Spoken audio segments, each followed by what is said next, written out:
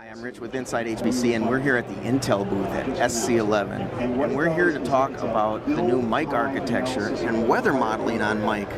Now, did you port the code yourself? Did you bring it over? What was the process? Well, the code is ported to big HPC systems. It supports MPI, it supports OpenMP.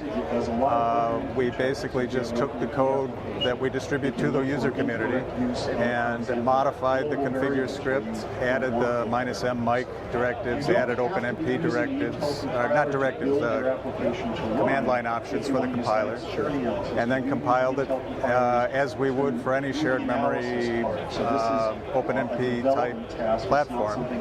Transferred the executable that resulted from the host processor over to the mic, and then ran it at the command line on the mic.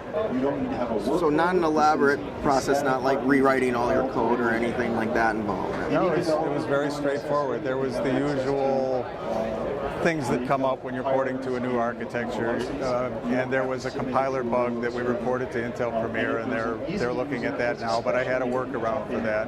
I'd say total, including chasing that bug, was about 4 days of effort, and this is a 500,000 line code.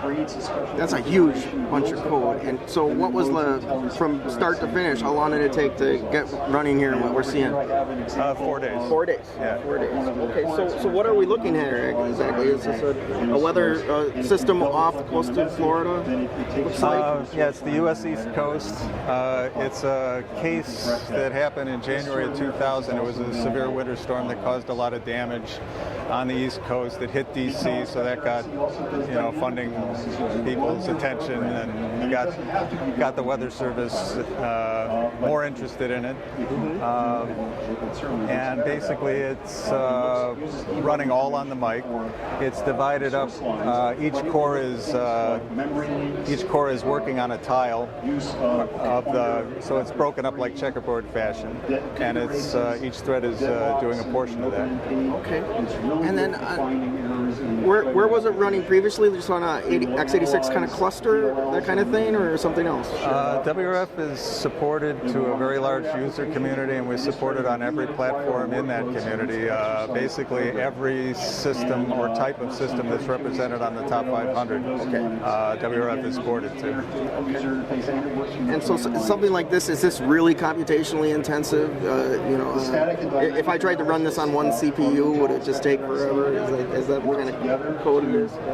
This particular problem is actually quite small. It's only about 100,000 grid cells, and we chose that so that it could run on one device. A typical weather forecast, such as you run operationally or for the TV news or for a National Weather Service forecast, would be on the order of 1 million, 10 million, possibly 100 million grid cells if you're talking about a real frontier calculation.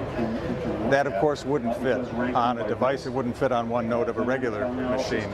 But the idea is that we'll take the mic and we'll accelerate each of those nodes, exploit the fine-grained parallelism, get better node speed, and then use MPI to go to larger numbers of nodes and thus larger forecast problems, larger, more realistic forecast problems. But for the purpose of the demo and for the purpose of running on one device, we had to select a case that was small enough to fit in the memory of the device. And I know we're not talking about performance today, but did you see scaling and did the model, did it work? Was it practical? Yeah, absolutely.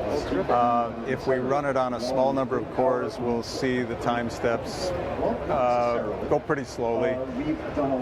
We can scale up to the full number of cores on the Knights Ferry processor, which is 32, and we get down to about 2/3 of a second per time step. So we've got the scaling and we've got the programmability. And then the real advantage here is that we've got a code on the device that we can now work to optimize. We don't have the porting barrier. The porting barrier is behind us, and it was trivial.